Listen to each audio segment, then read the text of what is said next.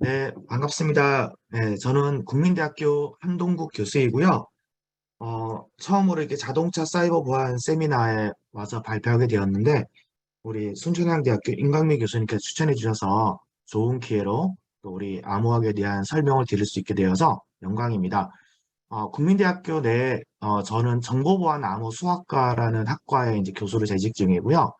아마 국내에서 이렇게 암호라는 이름이 들어간 학과는 이제 저희 학과밖에 없을 것 같아서 제가 또 이런 강의를 맡게 되지 않았을까라는 생각이 들고요. 최근에는 저희가 국방사이버전자전 연구소가 저희 이제 학교 내 개설이 되어져서 제가 이제 연구소장으로 있는데 관련해서 뭐 저희가 하는 어떤 이런 암호 해독이나 관련된 연구들이 최근에 국방 쪽 이슈와 관계된 부분이 많아서 이런 연구소도 새로 개설하게 좀 되어졌습니다.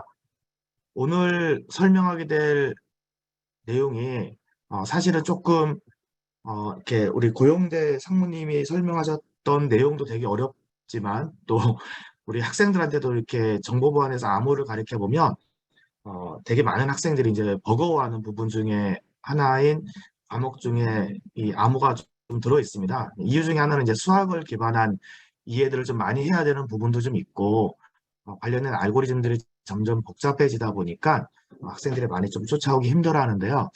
그래서 오늘 설명을 할 때도 최대한 수식을 쓰지 않고 들으시는 분들한테 최근 정보보안 도메인에서 가장 고민되어지고 있는 이 암호와 관련된 현안과 이슈가 무엇인지를 잘 좀 설명을 드릴 수 있도록 오늘 장표를 좀 만들어 봤습니다.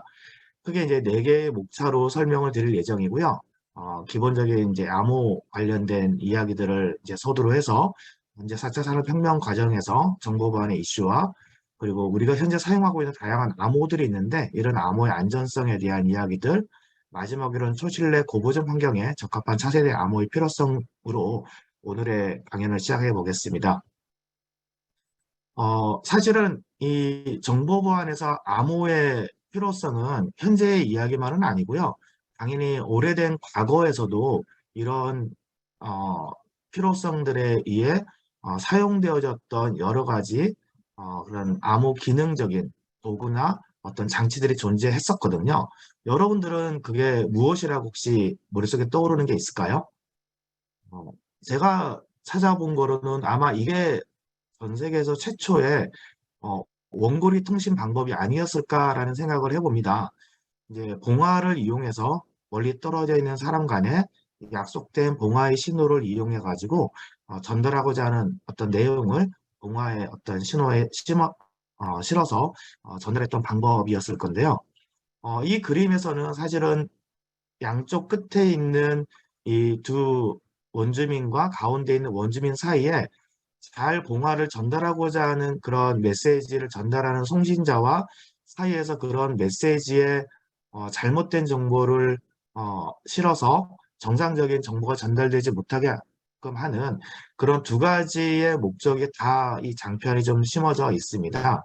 사실은 옛날에도 원래 그런 봉화의 정보가 원거리에 잘 전달됐을 때 전달되어진 상태에 전달하고자 하는 사람이 원하는 목적도 있고 또 그런 것들이 전달되지 말아야 되는 공격자의 목적도 당연히 존재했겠죠.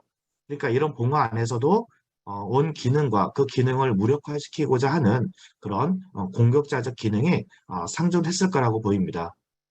요 두 번째는 좀 그 부분의 공격이 좀 더 진화된 모습을 보여주는 그림 중에 하나고요.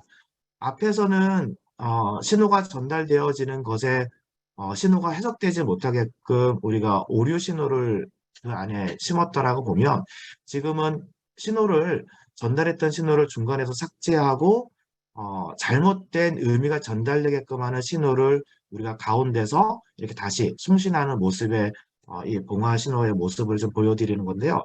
이처럼 봉화라는 하나의 도구 안에서도 여러 가지 우리가 그 정보 보안에 위해를 줄 수 있는 그런 목적을 달성하기 위한 시도들이 분명히 존재했을 거다라는 것들을 보여주는 장표입니다. 사실 지금은 뭐 봉화를 가지고 이렇게 우리가 아무리 멀리 있는 사람들 간에 신호를 주고받고 싶을 때 이렇게 신호를 송신하려고 하는 시도는 안 하겠죠. 당연히 그 이유 중에 하나는 봉화라는 것이 우리가 전달하고자 하는 어떤 목적에 가장 최적의 어떤 신호 송신 방법이냐 했을 때 생각해보면 봉화가 5개 있으면 D끝에바에 전달할 수 있는 신호의 양은 2의 5승계, 즉 32가지밖에 조합된 신호밖에 전달을 못하는 겁니다. 근데 당연히 봉화라는 것은 날씨의 영향도 많이 받을 거고요.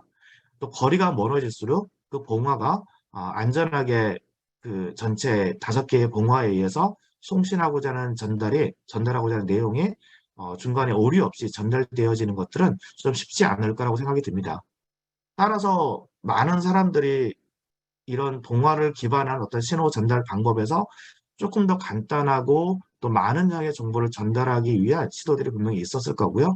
그런 것들이 여러분이 잘 알고 있는 이와 같이 소형화되고 조금 더 많은 양의 정보를 한 번에 전달할 수 있는 그런 도구들이 개발되어졌었죠.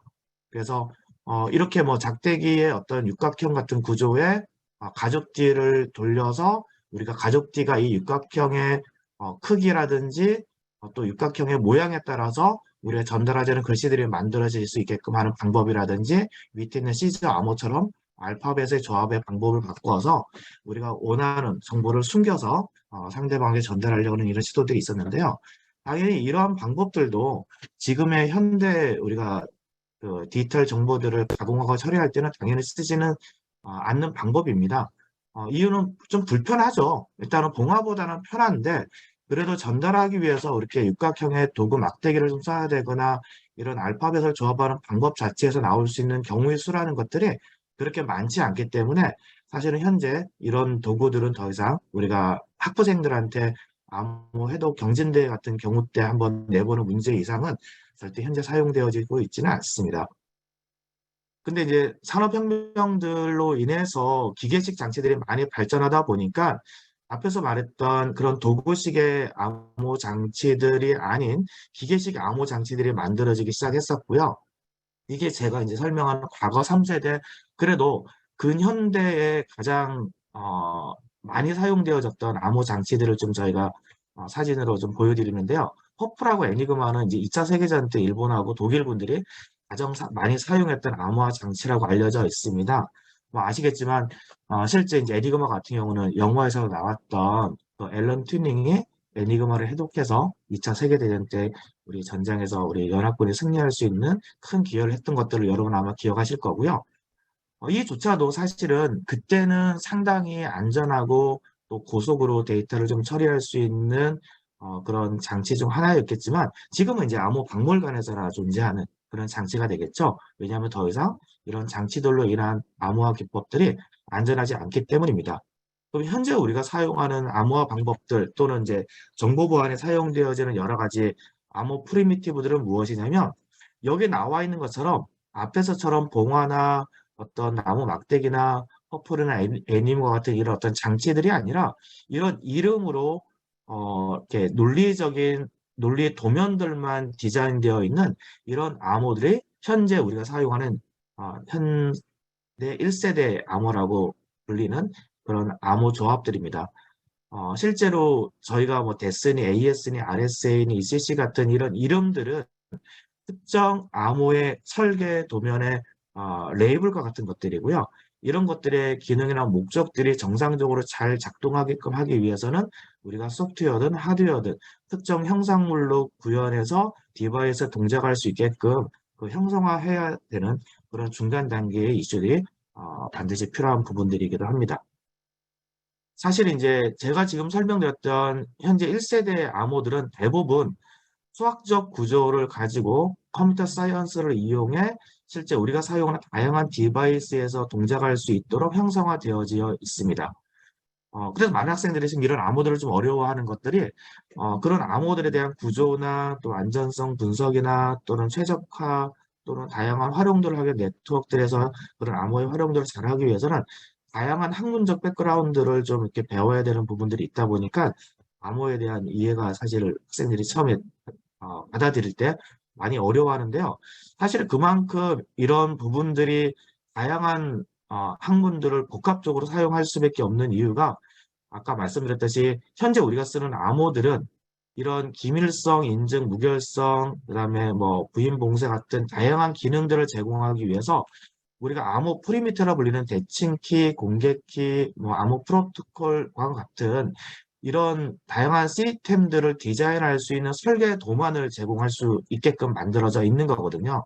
그런 것들이 이제 어떤 형상물로 또 어떤 프로덕트에 디자인돼서 쓰이게끔 할 수 있는 거냐라는 것들은 말씀드렸던 이제 우리가 타겟팅하는 선택된 암호와 그런 것들이 사용되어지는 서비스들에 따라서 수없이 많은 조합들로 활용이 되어질 수 있는 경우 수들이 나올 수 있게끔 되어져 있습니다. 예를 들어서 간단하게 몇 가지 이제 암호 시스템의 간단한 컨셉만 좀 설명을 드리면요.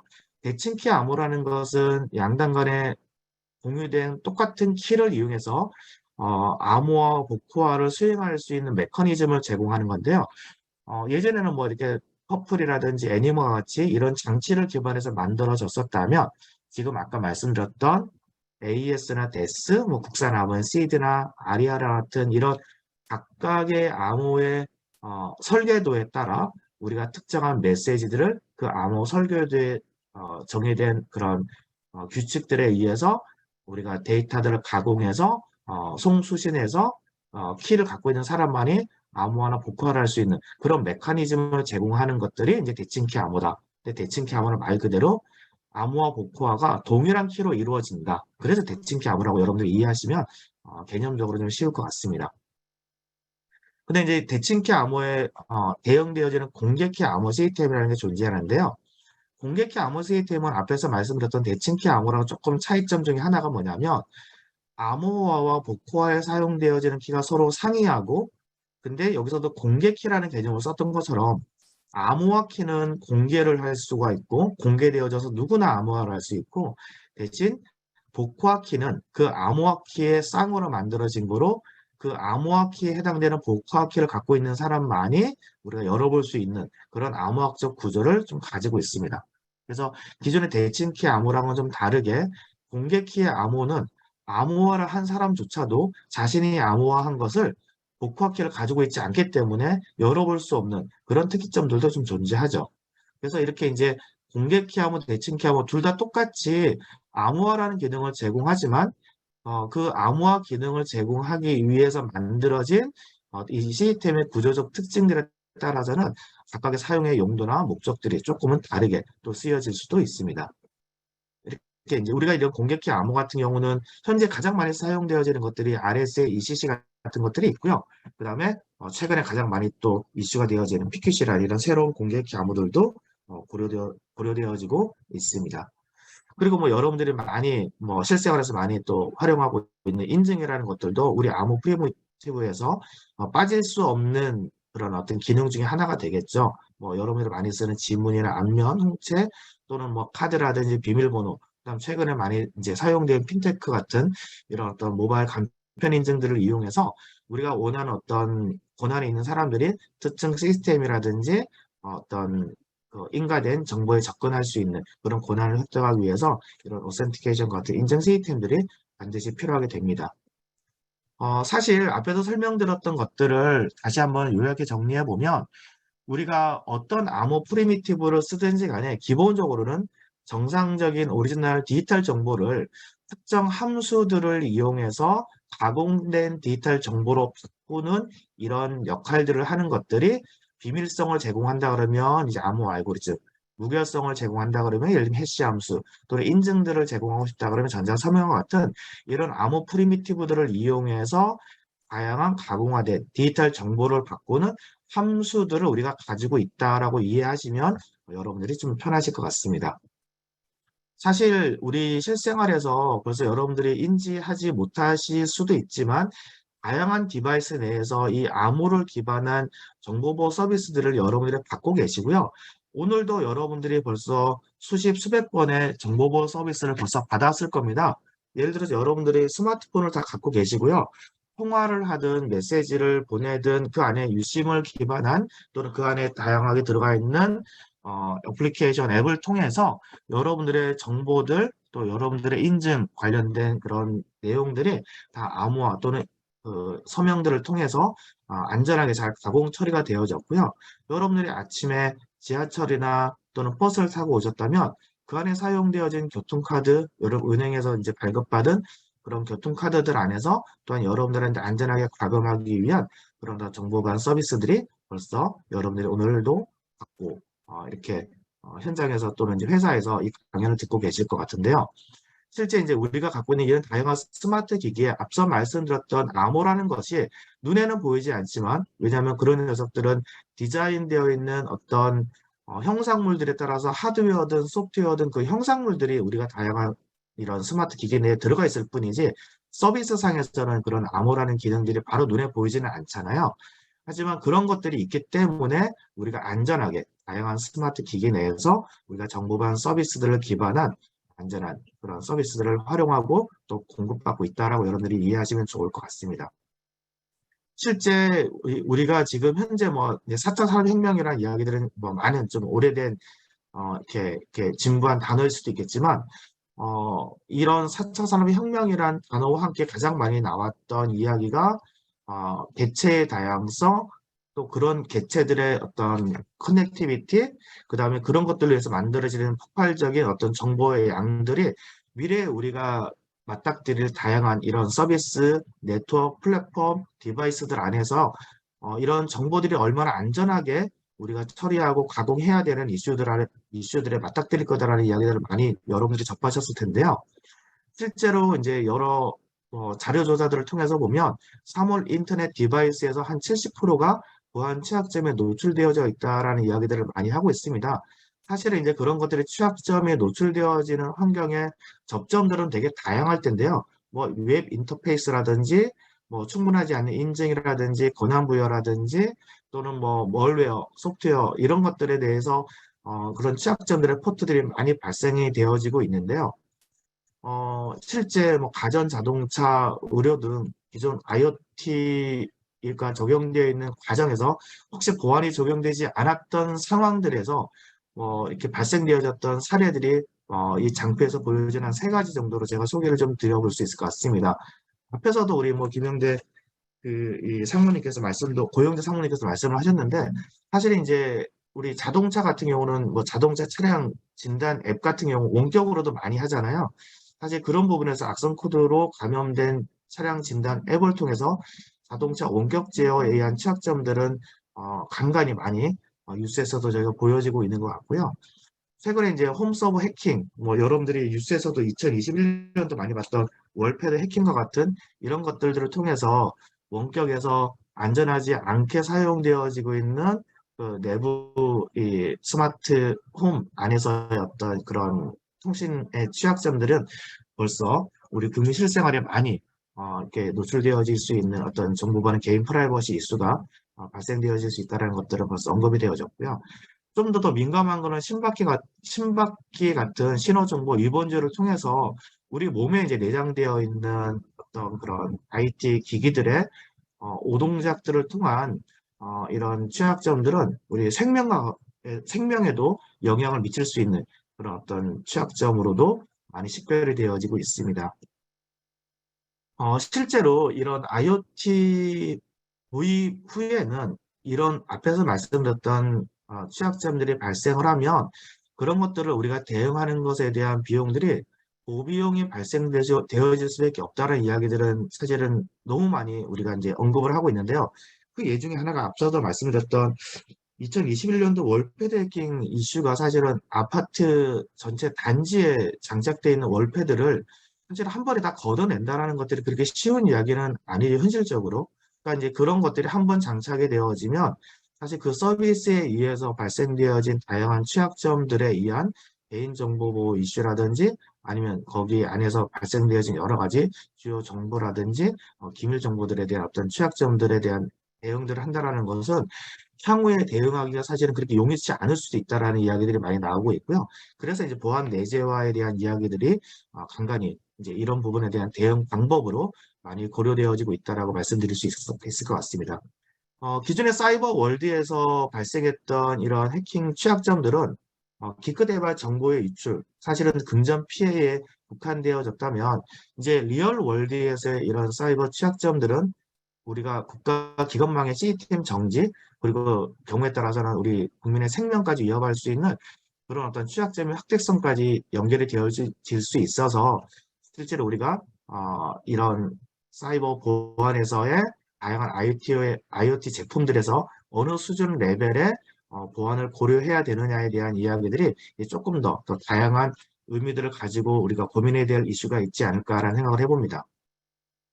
그러면 실제 이제 우리가 사용하는 다양한 암호와 암호 제품들 안에서 그런 안전한가에 대한 이야기들을 한번 다시 다뤄보고 싶은데요. 이 보도 자료를 한번 보시고 추가 이야기를 좀 했으면 좋겠습니다.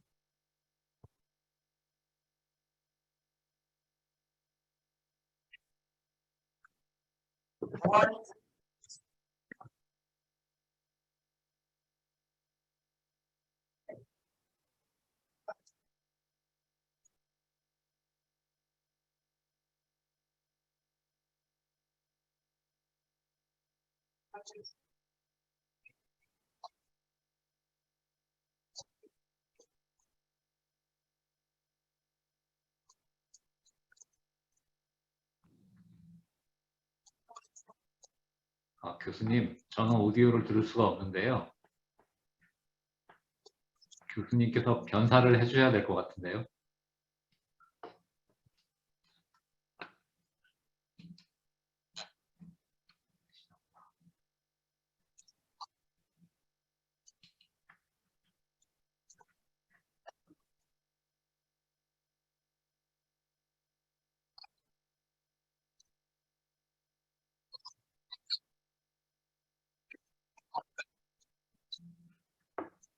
한 교수님, 제 목소리 들리십니까? 네, 앞서 이제 설명드린 요 보도는 2015년도에 KBS 9시 뉴스에 나갔던 건데요.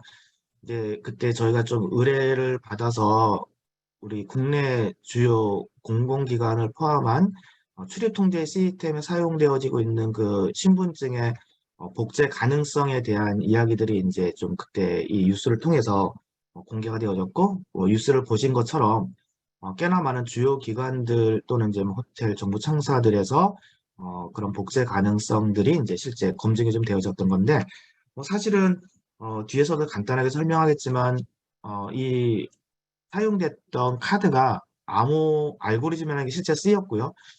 그리고 실제 이런 카드들과 그런 인증 시스템들이 조달청을 통해서 관련된 그 기능이 수행되어질 수 있는 보안 요구 사항이 실제 있었던 그런 제품들임에도 불구하고 이렇게 좀 1, 2분 내에 해킹되어져서 복제되어져서 실제 출입할 수 있는 부분들이 무력화되어지는 이런 사항들이 발생했던 사례 중에 하나가 있는데 어, 실제 이렇게 가능했던 이유 중에 하나는 암호 알고리즘은 사용이 되어졌지만 우리가 쓰지 말아야 될 좀 취약된 비공개 암호를 사용했던 부분들이 첫 번째 이유고요.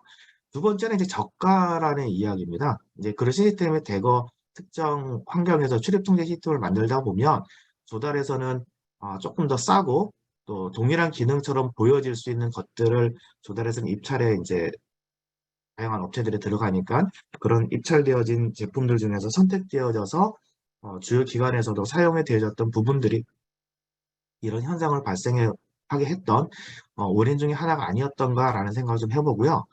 두 번째 이 해킹 사례들도 한번 보면 좀 더 재밌을 것 같습니다.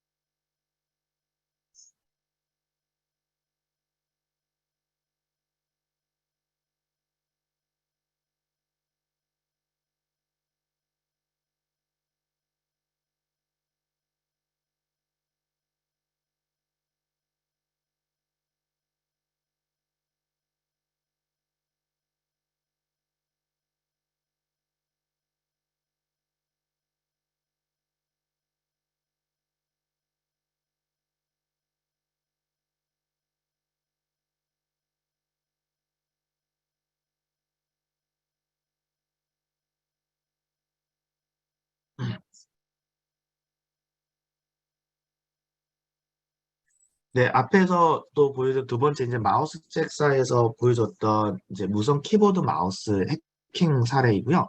아마도 이제 여러분들이 지금 현장에서 또는 개인 사무실에서 이런 이렇게 강의를 들으시는 분들의 PC나 노트북을 보시면 아마 유선을 쓰시는 분들도 일부 계시겠지만 대부분 무선 키보드 마우스를 많이 쓰고 계실 거라고 생각이 듭니다.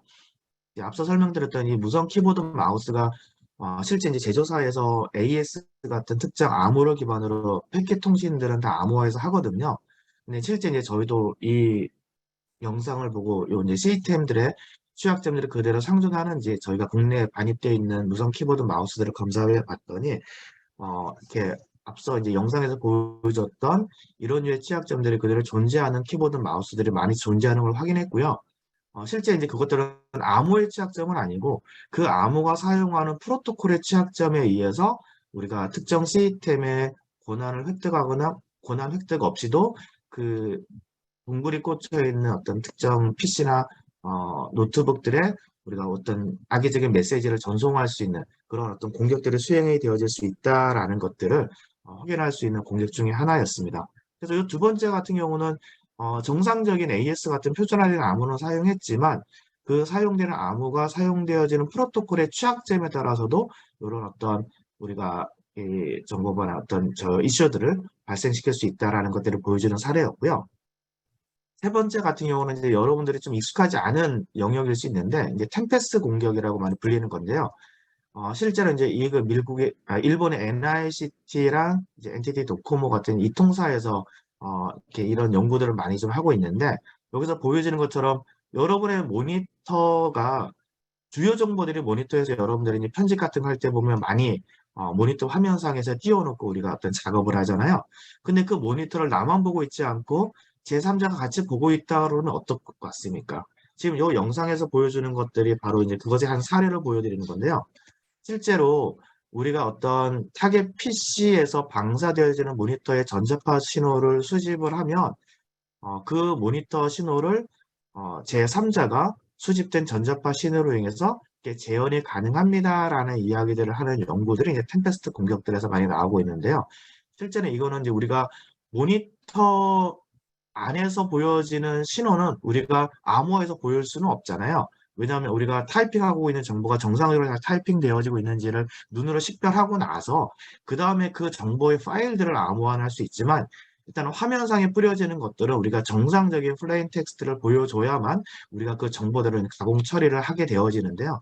그렇게 모니터에 뿌려지는 정보를 그대로 우리가 화면상에 이제 나오는 그 정보에 대한 전자파 신호만을 가지고 우리가 재현을 한다면 실제 그 화면에 뿌려졌던 신호를 그 다음에 특정 암호학적 기능들을 가지고 우리가 다시 암호화하거나 서명을 한다 해도 중요한 거는 그 이전에 보여졌던 화면상의 정보가 외부로 노출이 되어졌기 때문에 사실 사후 처리는 아무 그 정보를 우리가 안전하게 가공 처리하는 데 있어서는 무의미한 절차가 되어질 수 있다는 것들을 보여주는 심각한 해킹 사례라고 보여질 수 있을 것 같습니다.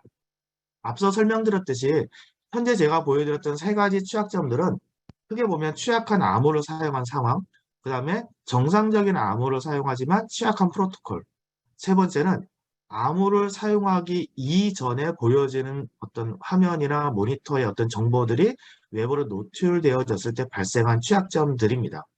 따라서 이렇게 크게 세 가지 정도가 기존에 많이 발생했던 이제 암호를 기반했던 암호를 사용하지 않았을 때 어떤 정보 보안의 이슈라고 여러분을 본다면 그러면 만약 안전한 암호를 쓰고 또는 안전한 프로토콜을 쓴다면 우리는 모든 위협을 다 회피할 수 있을까라는 질문 혹시 누가 하실 수 있을 것 같습니다. 이제 그거에 대한 이야기를 남아있는 시간을 통해서 좀 드릴까 하는데요.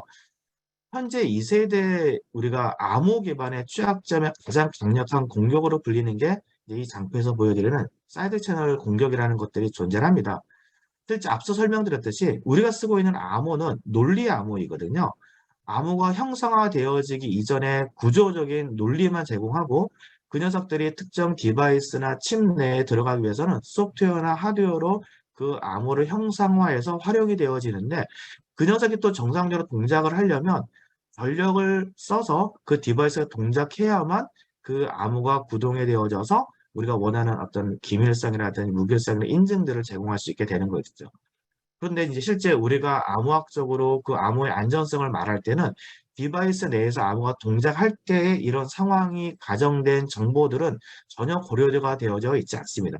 따라서 앞서 설명했던 그런 우리가 안전한 암호인 AS나 DES나 RSA, ECC 같은 것들이 이런 디바이스에서 동작을 할 때 소모되는 전력이나 방사되는 전자파들을 외부에서 모니터링할 수 있다면 그것들을 통해서 그 안에 들어가 있는 암호의 안전한 암호키를 해독할 수 있습니다라는 게 이런 부채널 공격이고요.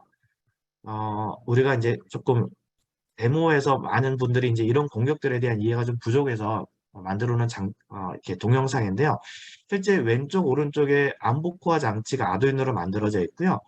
AS라는 암호로 양쪽이 암호와 복호할 수 있는 통신 프로토콜이 연결이 되어 있다고 보시면 좋을 것 같습니다. 그래서 AS의 암호 키를 저희가 이렇게 입력하고 입력된 키를 양쪽에 쉐어해서 왼쪽에서 암호하고 오른쪽에서 복호하는 식으로 이제 구성을 했는데 암호하자마자 이제 오른쪽으로 보내면 복호를 실시간으로 할 때 위에서 보여드리듯이 오르실로스코프라는 계측기를 통해서 복호 과정에 사용되어지는 전력을 바로 이렇게 실시간으로 모니터링할 수 있으면 그렇게 모니터링한 이런 소모 전력의 정보들을 기반으로 저희가 이제 구성한 암호 해독 프로그램을 이용해서 여기서 사용되었던 AS의 암호키를 해독하는 것을 끝났습니다. 네, 벌써 보여드린 건데요.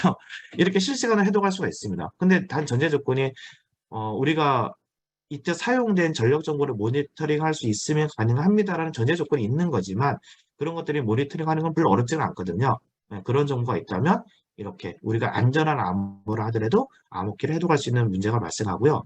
또 하나는 우리가 이제 인증 시스템에서도 이런 류의 공격들이 발생 가능한 하나의 시나리오가 존재를 하는데요. 여러분들이 많이 사용하고 있는 뭐 지문이라든지 바이오 정보 기반의 인증 시스템들이 존재할 수 있잖아요. 그런 것들에 우리가 특정한 오류 이벤트를 집어넣을 수 있으면 안전하게 구성되어 있는 그런 인증 시스템이라 하더라도 우리가 정상적인 사용자의 인증 정보가 없이도 우리가 인증을 우회할 수 있는 그런 공격들이 가능한데요. 예를 들면 이렇게 아두이노에다가 우리가 그 지문인식 키트를 연결해서 하나의 플랫폼을 좀 구성해 가지고 실제 이제 정상적인 사용자가 여기에 있는 아두이노에 연결되어 있는 지문 인식 키트에 자신의 이제 지문을 등록을 먼저 좀 하고 이렇게 등록된 사용자는 당연히 그 인증 시스템에 잘 정상적인 인증이 되어지게끔 프로토콜은 구성이 되어 있고요. 이렇게 이제 하얀 셔츠를 입은 학생이 이제 두 번 자신의 지문을 등록해서 이렇게 팩터 정보로 지문들이 잘 저장이 되어 있을 때 자신의 지문을 한 번 더 대면 우리가 여기 이제 빨간색 박스에 녹색불이 들어오게끔 이제 프로토콜을 좀 구성해 놨습니다. 네. 근데 이제 뭐 제3자가 와서 지문을 대면 당연히 그 사람은 지문이 되어져 있지 않는 거기 때문에 여기 빨간색으로 지금 이렇게 마킹해 놓은 곳에 이제 빨간색 불이 들어오는 게 보여질 거고요. 지금부터 저희가 이제 공격을 수행을 하면 빨간색 옷을 입은 친구의 지문을 가지고도 정상적인 사용자의 지문인 것처럼 인증을 우회할 수 있는 방법이 존재하는데요. 그런데 결과론적으로 먼저 보여드리면 빨간색 옷을 입은 친구의 지문을 대고도 보면 아까 녹색 불이 이렇게 지속적으로 들어오게끔 공격을 수행할 수가 있습니다. 이런 공격의 수행이 가능한 이유 중에 하나는 뭐냐면 모든 지문 인증이든 바이오 인증이든 인증 시스템들은 정상적인 정보와 그 다음에 이제 그 입력된 정보 사이에 비교하는 어떤 비교 절차가 있는데요. 그 비교 절차를 건너뛰게 할 수 있는 오류를 집어넣을 수 있으면 그 다음에 if 무엇이 맞으면 그 다음에 정상적인 사용자가 할 수 있는 권한 이후에 프로세서를 진행할 수 있게끔 프로토콜이 많이 구성이 되어져 있어요. 그래서 정상적인 사용자의 정보가 아니더라도 그 정보가 맞는지를 확인하는 절차를 건너뛸 수 있도록 우리가 오류를 집어넣을 수 있다면 방금과 같이 정상적인 사용자의 접근 권한을 획득할 수 있는 그런 공격들이 가능해집니다. 지금 실제 이런 류의 공격들이 정말 우리가 실제 사용하고 있는 상용 프로덕트에 적용이 되어질 수 있습니까? 라는 의문들을 많이 품으실 수 있을 것 같고요. 실제 이제 그런 것들이 우리 국감 때 이슈화 되어졌던 것들이 2008년도 10월에 이제 국정감사 때 한나라당 지지의 국회의원이 현재 우리가 사용하고 있는 금융 IC 카드가 부채널 분석과 같은 이런 공격으로 복제가 가능합니다라는 것들이 이제 그때 국감때 큰 이슈가 좀 되어졌을 거고요. 그거로 인해서 2009년도에 금융결제원에서 이제 금융 IC카드 안전성 평가 및 검증 수행을 수행할 수 있는 기관으로 선정이 되어지고 현재 여러분이 쓰고 있는 은행 카드들은 이런 부채널 분석에 안전할 수 있는 평가에 잘 통과된 그런 프로덕트들만 은행에서 발급해서 사용이 되어질 수 있도록 이렇게 이제 시행이 되어지고 있다라고 이해하시면 좋을 것 같습니다. 실제로 이제 우리나라에서는 이런 관련 기술들에 대한 뭐 인프라나 뭐 시험 인증 검증들이 그렇게 많은 서비스 영역에서 이렇게 적용이 되어지고 있지는 않는데요. 해외에서는 사실은 이런 관련된 산업이나 관련 인력이나 제도들이 많이 안정적으로 꽤나 오랜 시간, 20여 년 이상 운영이 되어지고 있는 것들을 보실 수 있을 것 같고요. 지금 보여지는 장표는 EMV 코어라고 여러분들이 갖고 있는 주머니에 있는 카드들을 보시면 비자 마스터 같은 로고들이 다 찍혀 있잖아요. 신용카드 중에. 그런 신용카드의 비자 마스터 로고를 찍을 수 있으려면 그런 이제 그 카드들의 EMV 코어 인증을 받아야 되고 그 인증 안에는 앞에서 말씀드렸던 이런 물리적 취약성과 같은 이런 좀 보증 어떤 안전성까지도 담보된 그런 어떤 암호 프로토콜하고 암호 알고리즘들이 탑재돼야만 그런 인증들을 받을 수 있게 되어지고요. 그런 인증들을 할 수 있는 기관들이 여기 빨간 박스 안에 있는 다양한 유럽의 주요 기관들이 수행을 현재 하고 있는 형태로 이 산업들이 또 만들어져 있다라고 보시면 좋을 것 같고요. 실제로 이제 말씀드렸던 그런 금융 카드뿐만 아니라 뭐 IoT, 그다음 공무원증, 그다음에 우리 뭐 전자 여권, 그다음에 CC나 또 CMVP 같은 다양한 인증 제도에서 이런 고보증 어떤 보안 신뢰성이 요구되어지는 상황에서는 부채널 분석과 같은 안전성이 담보되어져야 됩니다라는 가이드들을 많이 좀 하고 있습니다.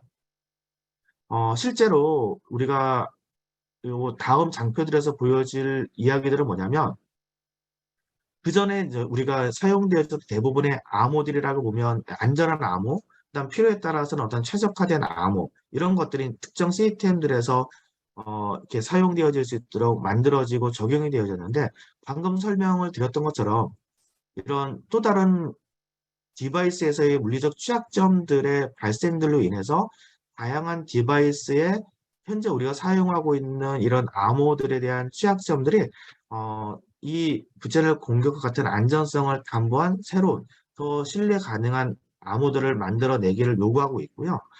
그런 것들이 방금 설명드렸던 다양한 산업 표준들에서 그런 류의 암호들에 대한 적용 가능한 서비스나 또는 그런 어떤 신뢰 가능한 암호들이 적용되어질 수 있는 인증들이 만들어져서 우리 국내에서도 보면 뭐 이렇게 스마트 카드 어떤 회사 솔루션에서 보면 이런 한 30억 이상 이 관련된 기술들에 대한 적용들을 하기 위해서 인증을 받기 위해서 개발들을 위한 사용이 되어진다라고 좀 확인을 해봤는데 실제 좀 대기업 같은 경우는 1년에 뭐 여기 대기업은 여러분이 알고 있는 아주 큰 기업이고요. 연 800억 정도 특허 사용료를 내고 이 관련된 IP들을 쓰고 있다라고 확인할 정도로 우리가 아주 높은 신뢰를 요구하는 서비스나 제품군들에서는 이런 류의 공격까지 적용해야 되는 대응해야 되는 그런 어떤 솔루션들을 우리가 준비해야 되는 그런 이슈들이 있다라고 여러분 이해하시면 좋을 것 같고 특히 뭐 자동차 같은 경우는 더더욱이나 향후에 이런 어떤 사이버 시큐리티에서 관련된 이런 사이드 채널 어택과 같은 이슈들은 반드시 고려돼야 될 이슈가 아닐까라는 생각에서 이 내용을 좀 소개시켜 드렸습니다. 그런데 이제 앞으로 뭐 우리가 이제 현재 말씀드렸던 이런 사이드 채널 이슈보다 더 큰 이제 어떤 뭐 쓰나미 같은 이슈들이 발생이 되어지고 있는데 그 중에 하나가 여러분들이 많이 듣고 있는 양자 컴퓨터가 될 것 같고요. 이 양자 컴퓨터가 아직까지는 우리가 현재 뭐 상용적으로 이렇게 사용할 수 있는 수준 레벨까지는 아니지만 그런 것들이 상용화되어질 수 있고 실제 다양한 알고리즘 여기서 설명하고 있는 슈어나 그루브 알고리즘 같은 것들이 동작할 수 있는 그런 환경이 만들어지면 앞서 설명했던 이런 모든 암호 체계들은 근간 자체가 우리가 수학상 난제에서 만들어졌던 것들인데 더 이상 수학상 난제로서의 가치가 없어지는 현상이 발생이 되어질 거고요. 그리고 앞서 말씀드린 대칭키 암호 같은 경우는 그런 암호의 비도 자체에 대한 레벨이 훨씬 더 높아져야 되는 그런 상황이 발생이 되어져서 현재 우리가 지금 쓰고 있는 다양한 암호들이 양자 컴퓨터 이후에서는 당연히 새로운 암호들이 만들어질 필요성이 존재하게 됩니다. 그런 것들이 니스트에서는 이제 양자 내성 암호 또는 후양자 암호 같은 PQC 암호들에 대한 PQC 암호들을 만들어야 될 필요성들에 의해서 현재 지금 작년 2022년 7월에 네 번에 걸친 라운드 컴피티션을 통해서 최근에 이제 샘과 같은 크리스탈 카이버 같은 하나의 암호가 선정이 되어지고 서명에서는 이제 세 개의 암호들이 이렇게 선정이 되어졌는데요. 사실 앞에서 설명했던 우리가 현재 쓰고 있는 다양한 암호들도 꽤나 오랜 시간 잘 검증된 수학적 난제나 수학적 검증 도구들을 기반으로 이 암호들이 만들어져서 사용이 되어지고 있는데 말씀드렸듯이 양자 컴퓨터와 같은 또 다른 플랫폼의 환경이 만들어지면 우리가 지금 쓰고 있는 암호들은 양자 내성이라는 새로운 기능을 제공할 수 있는 암호로 변화를 가져갈 수밖에는 반드시 없습니다. 가져갈 수밖에 없는 상황이 발생을 합니다. 하지만 그 앞에 제가 한 번 더 설명드렸던 것처럼 비록 양자 내성 암호가 만들어진다 하더라도 양자 내성 암호도 현재 우리가 쓰고 있는 디지털 컴퓨터 안에서 동작을 하는 것들이거든요.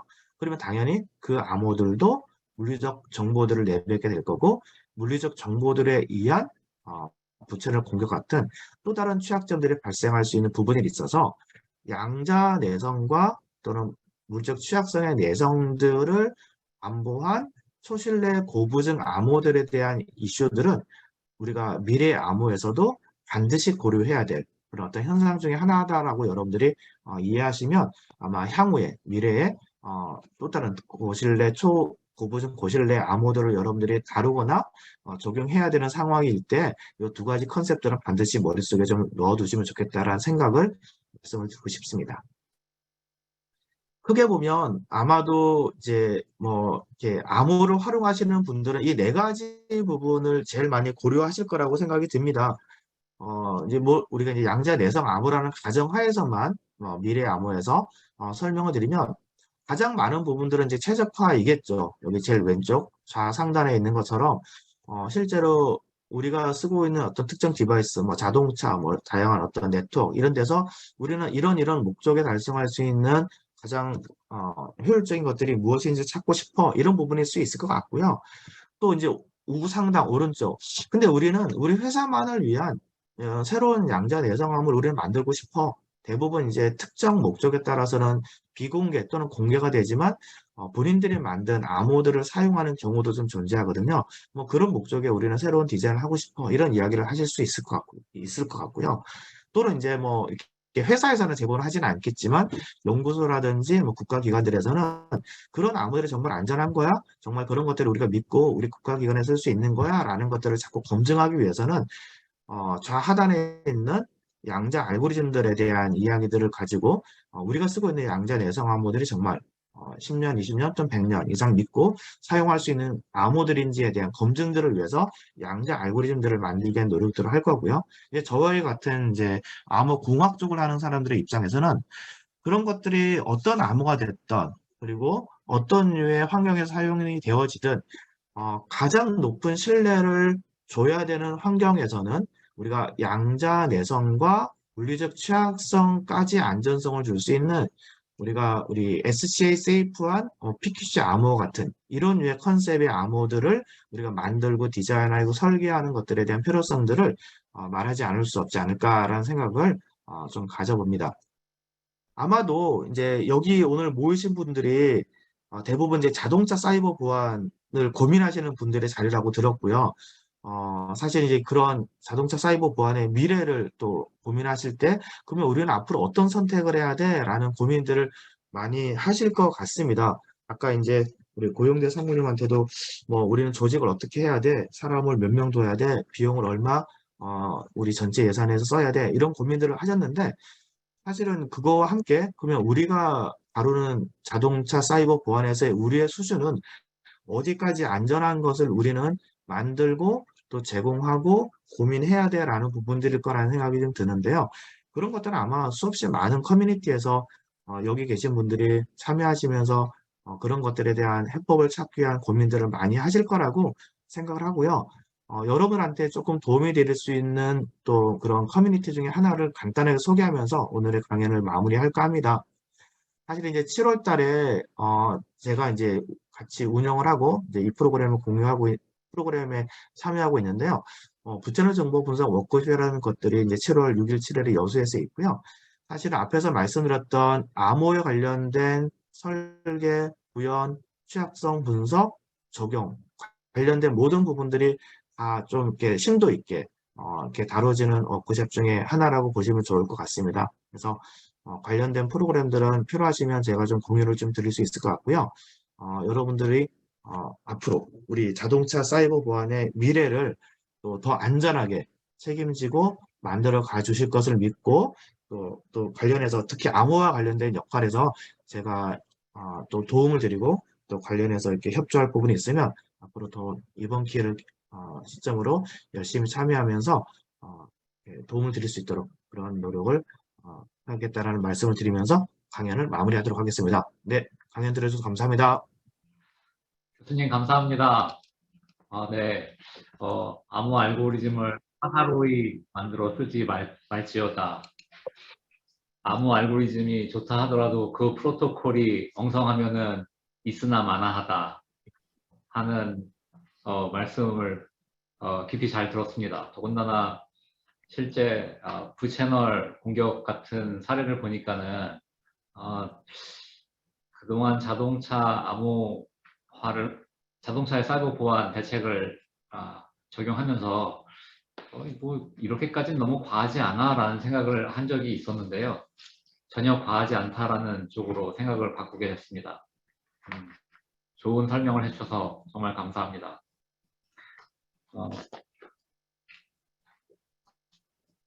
한동국 교수님께 네. 질문이 있으시면 채팅창에 혹은 지금 채팅창에 적어주시면 저희가 마이크를 켜드릴 수도 있습니다. 말씀해 주십시오.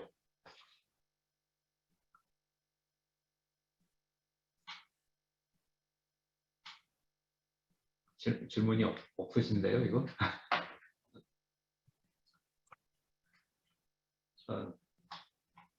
질문이 없을 때는 제가 질문을 해야 돼서. 교수님. 네네, 말씀 주십시오. 네. 저는 최근에 실제 저희 고객사로부터 들은 요구인데요. AS128이랑 256 이야기가 나온 적이 있습니다. 네네. 그 256을 적용을 해야 하는가 네네. 하려면 저희가 새로운 지금 대부분의 자동차용 제어기에 들어가는 마이크로 컨트롤러는 퍼포먼스가 사실 굉장히 낮은 것들이거든요.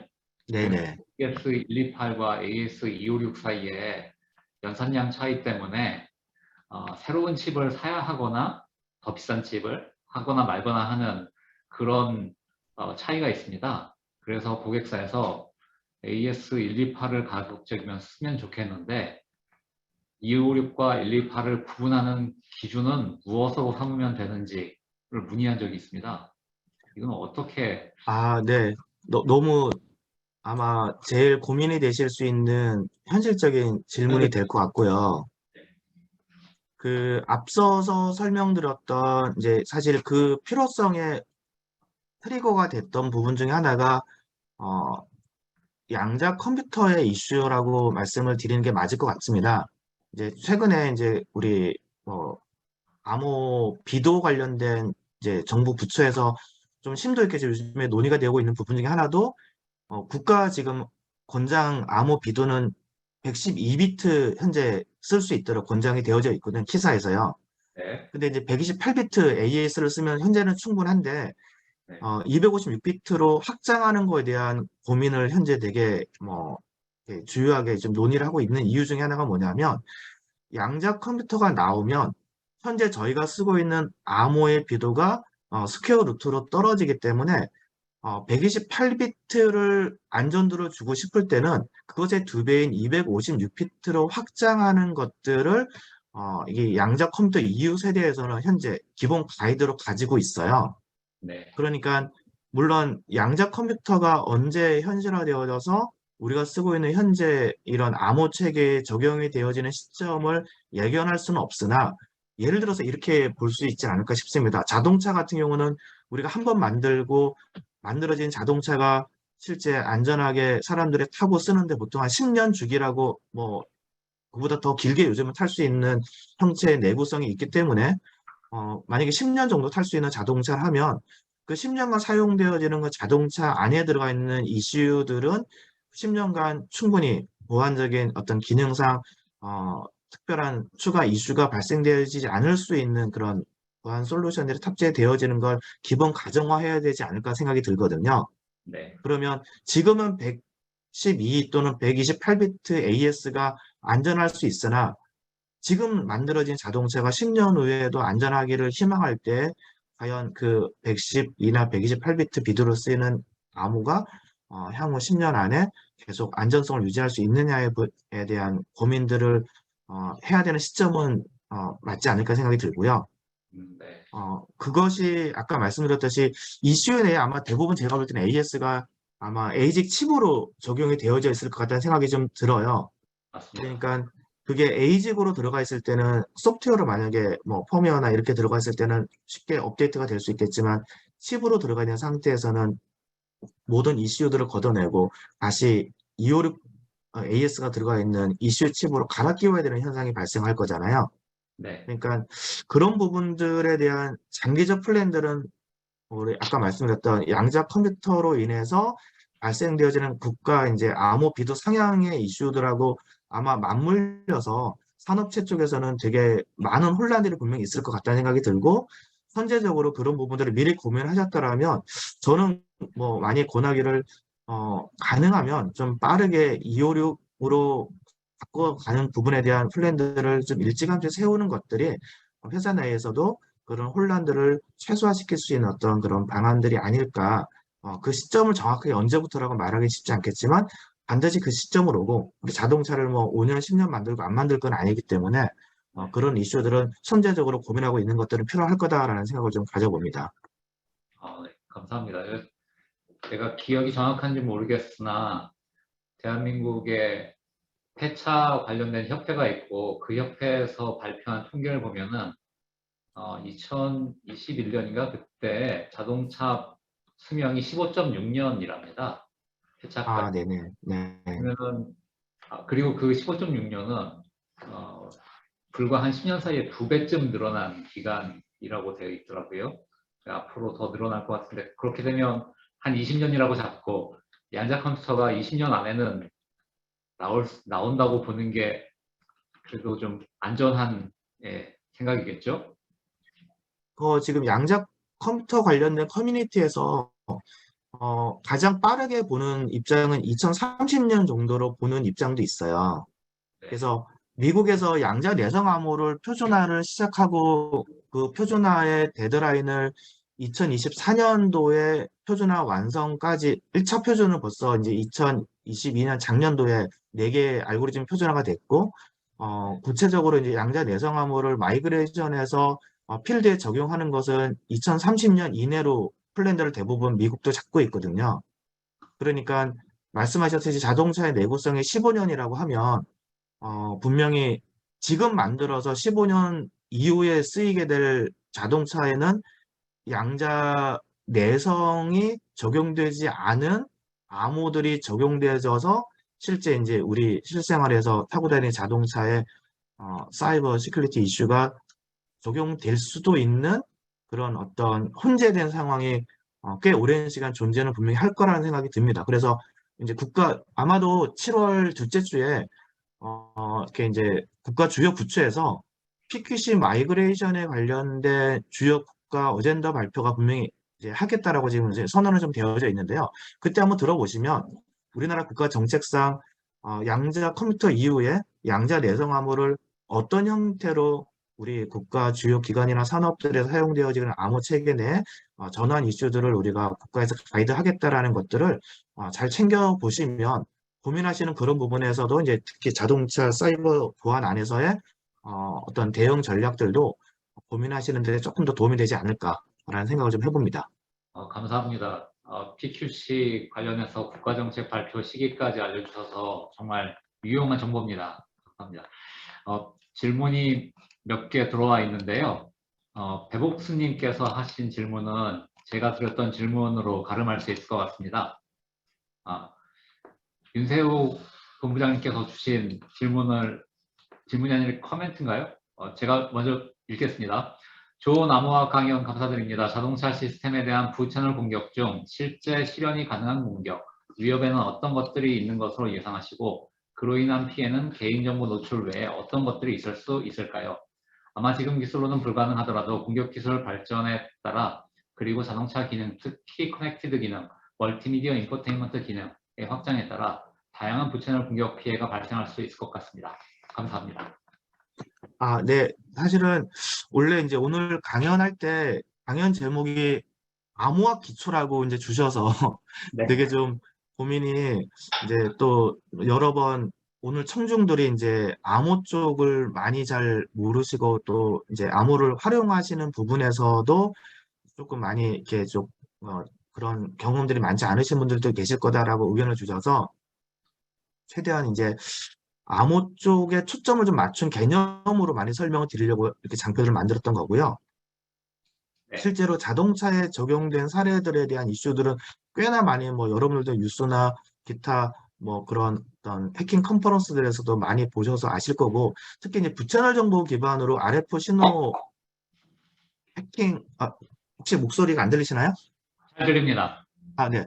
그 RF 신호를 기반한 자동차 해킹들은 워낙 많이 나와 있었잖아요. 그래서 뭐 우리가 이제 쉽게 많이 사용하는 어떤 자동차 그 무선 키를 우리가 그 RF 신호로 이제 복제해서 정상적인 사용자의 그 자동차 키가 아니고도 우리가 자동차 문을 열거나 하는 부분들, 이런 류의 해킹들도 RF 신호 기반의 우리가 이제 신호 복제나 아니면 신호 해독을 통해서 우리가 그 자동차 키문을 제어하는 이런 부분들도 많고, 그다음에 차량 간 통신, 뭐 지금은 이제 그런 부분들이 뭐 아직까지는 그렇게 우리 뭐 도로 인프라라든지 뭐 자동차 간의 어떤 그런 어떤 커뮤니케이션 인프라들이 많이 나와 있지는 않고, 미래 뭐 자동차 환경에서는 당연히 그런 것들을 고민하고 계실 텐데, 그런 류의 소통의 채널들이 당연히 많아지면 많아질수록 그런 사이버 시큐리티의 취약점의 이슈들은 훨씬 더 늘어날 텐데, 부채널 분석 관점에서 제가 하나 말씀을 드리면, 일단은 부채널 분석은 물리적 정보를 가지고 그 안에 주요 들어가 있는 어떤 암호학적 기능의 취약점들을 활용한 공격 중에 하나이거든요. 그래서 핵심적으로 제일 많이 적용 대상이 되어지는 부분이 EC 쪽에서 사용되어지는 암호 프리미티브라고 이해하시는 게 제일 맞을 것 같습니다. 그래서 아까 질문 주셨듯이 실제 이제 그 안에서 사용되어지는 암호 알고리즘, 그다음 그 안에 사용되는 어떤 전자 서명, 뭐 지금 현재 제가 알기로는 EC DSA가 적용이 되어져 있는 걸로 알고 있는데, 그런 것들의 암호학적인 안전성이 실제 수학적으로는 검증이 되어져 있다 하더라도 그 자동차 내에 사용되는 이슈의 그런 대칭키나 공개키 암호의 물리적 정보를 취합해서 우리가 그 암호 시스템 암호키를 찾아내게 되면 실제 정상적인 그런 자동차의 그런 보안 기능을 우리가 무력화시킬 수 있는 그런 공격들은 상당히 치명적으로 발생 가능할 수 있는 부분들이 존재해서 그런 부분들은 향후에 뭐 사실 자동차 벤더사가 칩을 직접 만들지는 않을 거예요. 대부분 특정 칩사들한테서 칩을 사오고 칩 안에 있는 특정 암호 프리미티브들을 IP로 활용해서 그 위에 이제 프로토콜을 올리는 식의 그런 어떤 자동차 그 사이버 시큐리티 그 프레임워크를 만드실 것 같은데, 아까 이제 저희가 해킹 사례 중에 우리나라 주요 국가 시설들에서도 출입 통제 시스템에 어떤 신분증에 사용됐던 칩이 실제 칩은 암호를 사용합니다라고 되어 있고요. 실제 암호가 있고요. 그리고 그것들이 특정 조달을 통해서 그런 보안 기능이 들어가 있는 출입 통제 시스템과 출입 카드들을 납품받게끔 해서 아까 말씀드렸던 뭐 이렇게 정보 청사라든지 사실은 이제 언론에는 못 나갔던 되게 더 민감한 기관들도 그런 류의 암호 칩이라 불리는 칩 기반의 출입 카드들을 활용한 출입 통제 시스템들을 사용을 했었거든요. 근데 맹점이 뭐냐면 암호로 사용한다는 것과 그 암호가 실제 그 출입 통제 시스템에서 제공하고자 하는 보안의 수준을 담보한다는 것은 항상 일치하다라는 것들에 대한 오해에서 발생됐던 부분 중에 가장 컸던 것들이 아니었을까, 그 사례가. 그러니까 아까 네. 말씀하셨듯이 우리가 나는 ECU에 어떤 AS를 써. 그럼 그 AS가 어느 수준의 보안성을 제공할 수 있는 AS를 우리는 쓰는 거야라는 컨셉들이 디자인되어지고 그게 양자 내성까지 가는 거야? 그럼 양자 내성까지 가려면 128이 아니라 256을 써야 되고 그게 SCA 내성을 주는 거야? 그러면 256을 쓰는 데서 다시 SCA 내성을 줄 수 있는 AES 암호 설계 구조가 그 이슈 칩 안에 들어가 있느냐라는 것들이 기본 가정이 되어지지 않으면 말씀드렸듯이 그냥 AES 128을 써 우리 이슈 칩은 그러면 양자 내성은 만들어지지 않았다라고 보는 게 맞고요. AES 256을 써 하지만 부채널 분석 내성에 탑재되어 있는 대응기법이 없어. 그렇다면 그것은 양자 내성은 줄 수 있지만 SCA 내성은 없다라고 보는 게 맞을 것 같습니다. 그러니까 우리가 암호를 쓰는 게 목적이 아니라 암호를 어느 수준의 보안 강도를 제공할 수 있는 목적으로 그 암호를 쓰느냐에 대한 컨셉이 사전에 잘 디자인되어져서 내가 제공하고자 하는 그 플랫폼에 우리는 이만큼의 안전한 암호를 쓰고 있어 라는 이야기를 하는 게 맞을 것 같고요. 하나의 사례를 더 들으면 최근에 우리나라에서 이제 무기를 수출하기 시작했잖아요. 뭐 불과 이제 몇 년 사이에 방사청에서 이제 수출하는 무기에 대해서 그 무기 자체의 주요 자산, 사실 그게 IP도 포함되지만 무기가 사용되어질 때 운영되어지는 주요 정보들을 보호하기 위해서 그 무기 안에 들어가 있는 모든 IT 기술들을 보호하기 위한 기술 보호 기법을 법제화 시켰습니다. 최근에. 근데 네. 그 안에서 똑같거든요. 우리가 수없이 많은 정보들을 우리가 수출하는 무기의 정보를 극상의 최고의 보안 등급의 정보로 놓고 그 녀석들이 또 다른 실제 우군한테 우리 무기를 팔긴 하겠지만 이제 우국한테 실제 걔네들이 그 무기를 가지고 악의적으로 무기를 이제 카피하려고 하거나 아니면 악의적으로 무기를 다른데 다른 용도로 이제 카피해서 쓰게 되어지는 그런 모든 이슈들을 다 감안해서 그 안에 들어가 있는 모든 정보를 가장 높은 보안 등급의 안전한 관리와 처리와 그다음에 그 안에 있는 정보들을 우리가 관리할 수 있는 보안 체계를 만들어서 무기를 만들어 나가서 수출하는 모든 제품에 적용하라라는 어떤 그런 내용의 가이드들이 만들어져서 실제 이제 그런 관련된 기술 개발들이 이루어지고 있는데요. 말씀드렸던 똑같은 그 질문에 대한 답도 우리가 만드는 자동차에는 우리 국민의 생명이 그 자동차 해킹되어졌을 때 우리 자동차는 뭐 자동차가 외형적으로 프레임이 견고해서 우리는 안전합니다라고 말했던 게 이제 아마 1세대 자동차라면 향후 미래 세대 자동차는 그런 것들도 당연하고 수없이 많은 사이버 시큐리티 해킹의 이슈에서도 우리 자동차는 만전하게 안전한 것들을 제공할 수 있습니다라는 것들을 만약에 모토로 가져갈 수 있으려면 제가 볼 때는 양자 내성이란 키워드와 SCA 내성이란 두 가지 키워드를 어떤 식으로 우리 자동차에서는 보안 프레임워크 안에 제공할 수 있느냐라는 것들에 대한 고민이 아마 되어진다라면 아마 그게 향후 우리 미래 자동차의 새로운 어떤 브랜드가 되어지지 않을까라고 좀 조심스럽게 말씀 좀 드릴 수 있을 것 같습니다. 교수님 정말 설명 감사합니다. 더군다나 사이버 보안 컨셉의 중요성까지 설명을 해주셨는데요.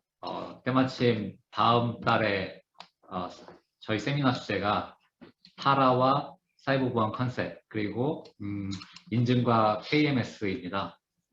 오늘 교수님께서 설명해 주신 것에 연장되는 주제라서 많은 분들이 관심 있으실 것 같습니다. 지금 질문과 답변 창에 질문이 하나 남아있긴 한데 저희가 시간이 너무 지나서 여기까지만 해야 될 것 같습니다. 이상원님께서는 양해해 주시길 바라겠습니다. 오늘 암호화 기본에 대해서 강의해 주신 한동국 교수님께 다시 한번 박수 부탁드리겠습니다. 네, 감사합니다.